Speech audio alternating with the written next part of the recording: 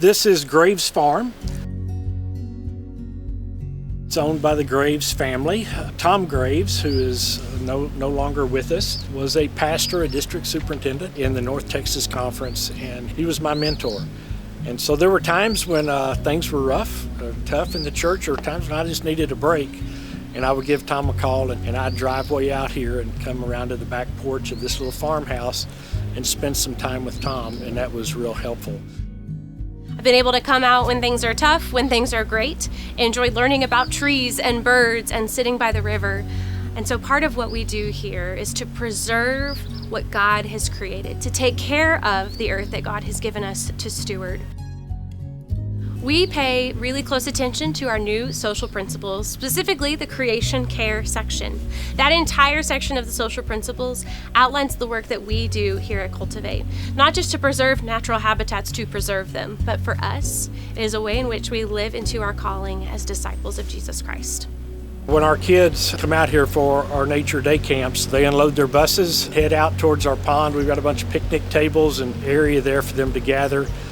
We circle them all up, talk about this land being the ancestral land of the Caddos, and then we move from there into our rotations where they get to learn about trees and grasses and pollinators and birds and the difference it makes to restore native habitat. This spring alone, we are going to welcome 3,000 elementary-aged students to come to our farm, plant something, learn from master naturalists, and just enjoy being out in nature. In order to prepare the farm for camps, we have a lot of work that needs to be done.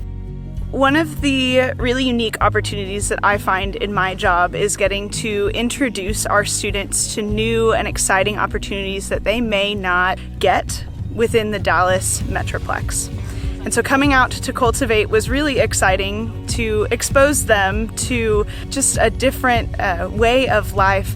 But also, one of the things that we talk about a lot in serving is that we serve, and it makes a small impact this weekend, but then we get to largely impact what is to come for the ministry of Cultiv8 and the ministries that we work with. We're out here today with Cultiv8, helping painting, gardening, and just doing what we can to help out here and just restoring what is needed to restore this habitat.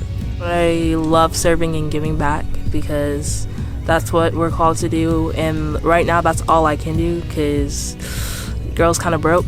So that I can only give up what I have, and what I have right now is my physical capabilities to serve God in every way possible.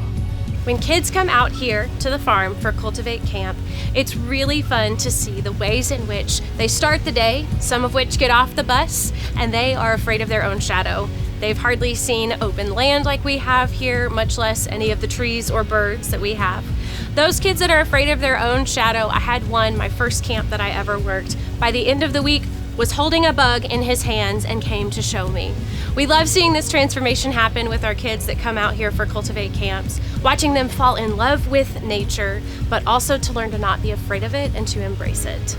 I think of being out here being the closest I've been to God than me being inside the church, because you look at the scriptures and you start to realize that it's just been nature, no technology, no nothing. Whenever they used to preach, it was out here in nature, in a secluded area, so this makes me feel close to God. But I haven't been on a farm in 4 years, so it's just good to soak up just all God has to offer and everything that He created for us to see. So throughout this weekend, we are talking about a verse in Matthew that Jesus told us about, where as we plant something as small as an acorn, God can use it to create these big oak trees and these big trees that birds come and rest in. And I thought that was such a perfect fitting verse for Cultiv8. And every time children come out, we always make sure that they plant something, either a seed or a plant. But this first trip, when they came out, it was wonderful. Then they went back, and 2 days later, I get over 100 handwritten thank you notes from second graders. And they were great, just all kinds of wonderful things. They were talking about butterflies and bees, but the one note I remember the most was written, I'm pretty certain, by a child like me. It was poor handwriting, spelling was bad, and they said, what I loved the most was planting planets.